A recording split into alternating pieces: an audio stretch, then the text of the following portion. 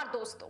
लोकतंत्र के मंदिर संसद भवन पर आतंकी हमले की 22वीं बरसी के दिन दो बड़ी चूक हो गई और जब इस चूक को लेकर विपक्ष ने हंगामा किया, जवाब तलब किया, पूछा कि इतनी बड़ी चूक कैसे हो सकती है, कौन जवाब देगा। गृह मंत्री सामने आए और जवाब दिए तो उनको जवाब तो नहीं मिला, लेकिन जो मिला वो था सस्पेंशन लेटर। सस्पेंशन लेटर के साथ शायद ये संदेश साफ था कि यहाँ जवाब तो नहीं मिलता है, यहाँ मिलता है सस्पेंशन लेटर, और अगर आपने जवाब मांगने की कोशिश की तो आपको सस्पेंशन लेटर से नवाजा जाएगा। एक मजे की बात बताऊं क्या? अच्छा, पहले आप एक प्रश्न का जवाब दीजिए। अगर ये सस्पेंशन सिर्फ हंगामे की वजह से हुआ होता तो क्या एक ऐसे एमपी का सस्पेंशन हुआ होता जो संसद में मौजूद ही नहीं थे, सदन में मौजूद ही नहीं था? उनका सस्पेंशन क्यों हुआ? डीएमके पार्टी के एक सांसद है एसआर प्रतिभान।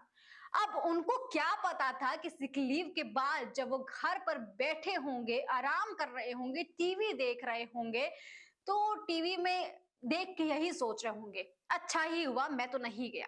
लेकिन तब तक खबर आई होगी उनके सस्पेंशन की। सोचिए जरा कैसा लगा होगा उनको। ये तो वही वाली बात हो गई ना कि आपने सिक लीव ली, स्कूल नहीं गए, लेकिन स्कूल में हंगामा हुआ और आपको सस्पेंड कर दिया गया। सदन में जो चूक हुई हम सब ने देखा कि कैसे सांसदों की सुरक्षा को ताक पर रखा गया।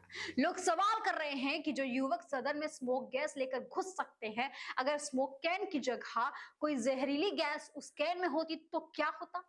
सदन की सुरक्षा में इतनी बड़ी चूक हो गई। आखिर सदन में इसकी चर्चा से परहेज क्यों? आखिर क्यों सांसद जवाब न मांगे? वो जनता द्वारा चुने गए सांसद हैं, उन्हें भी आगे अपनी जनता को जवाब देना होगा कि आखिर जब वो सदन के अंदर सुरक्षित नहीं है तो वो अपनी जनता को सुरक्षित कैसे रखेंगे।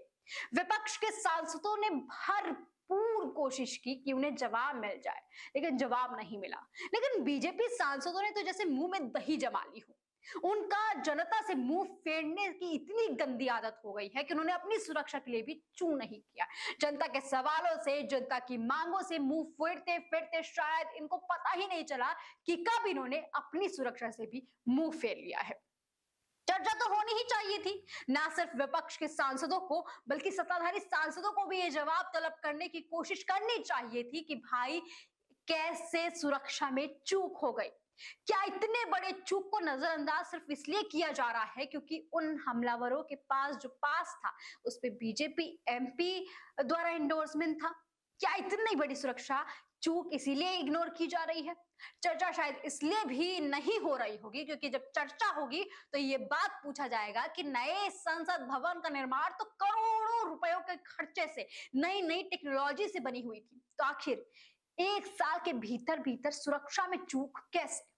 जिस संसद भवन के सुरक्षा इंतजामों की तारीफों में कसीदे पढ़े जा रहे थे, उस संसद भवन में दो युवक दर्शन दरगाह से सांसदों की बेंचों पर कूद जाते हैं, वो भी स्मोक गैस लेकर। कैसे? अगर इंतजाम ही बेहतर ना थे तो फिर नए संसद भवन की जरूरत ही क्या थी? चर्चा शायद इसलिए भी नहीं हो रही होगी क्योंकि जब चर्चा होगा तो ये पूछा जाएगा कि लोकसभा की उपाध्यक्ष कौन है, तो जवाब मिलेगा आपको कि पद रिक्त है। देखिए दोस्तों, मेरा काम तो आपको सिर्फ और सिर्फ बातें बताना है, जवाब तलब करना तो आपकी जिम्मेदारी है। एक पत्रकार होने के नाते मेरा तो बस इतना ही धर्म है कि मैं आप तक वही बातें पहुंचाऊं जो सत्य है, और सत्य फिलहाल यही है कि लोकसभा के उपाध्यक्ष की कुर्सी खाली है। 5 सालों से सचिवालय की कमिटी नहीं बनाई गई है जो सुरक्षा को देखती है। ये तमाम सवाल हैं जिस पर चर्चा होनी चाहिए, लेकिन अफसोस कि नहीं होगी, और जो चर्चा करेगा, जो जवाब मांगेगा, उसको सस्पेंशन मिलेगा। इसके पहले हमने देखा कि किस तरीके से लोकसभा सदस्यता रद्द की जाती है राहुल गांधी की जब वो अडानी मामले पर चर्चा करते हैं। इससे पहले हमने देखा कि कैसे महुआ मोहित्रा को भी लोकसभा से निलंबित कर दिया जाता है क्योंकि उन्होंने अडानी पर सवाल किए थे। बहुत सारी बातें हैं, लेकिन वही उसी सदन में बैठे बैठे तमाम लोग गालियों की भरमार कर देते हैं, लेकिन उन पर कोई जवाब भी तलब करने की कोशिश नहीं करता है। दोस्तों, बात बताना मेरा धर्म था, जवाब ढूंढना आपका धर्म है। कोशिश कीजिएगा कि जवाब मिले तो मुझे भी बताइएगा कमेंट सेक्शन में लिखकर। चलती हूँ, नमस्कार।